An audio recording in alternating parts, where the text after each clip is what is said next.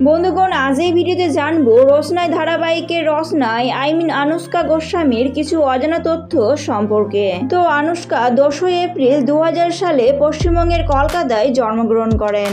এনার পড়াশোনা সম্পর্কে বললে ইনি রাজপুর পদ্মামণি গার্লস হাই স্কুল থেকে তার স্কুলের পড়াশোনাটি কমপ্লিট করেছেন এবং নেতাজি সুভাষ ওপেন ইউনিভার্সিটি থেকে গ্রাজুয়েট হন। ইনি 2020 সালে দীপাবলির 7 কাউন্ট টিভি সিরিয়ালের মাধ্যম দিয়ে অভিনয় জগতে পা রাখেন, যার পর এনাকে 2021 সালে গাঁটছড়া টিভি সিরিয়ালে বনির চরিত্রে খুব সুন্দর অভিনয় করতে দেখতে পাওয়া যায় এবং বর্তমানে ইনি রসনাই টিভি সিরিয়ালে রসনাইয়ের চরিত্রে অভিনয় করছেন, যেখানে এনার সাথে লিড অ্যাক্টর হিসেবে অভিনয় করছেন শন ব্যানার্জি।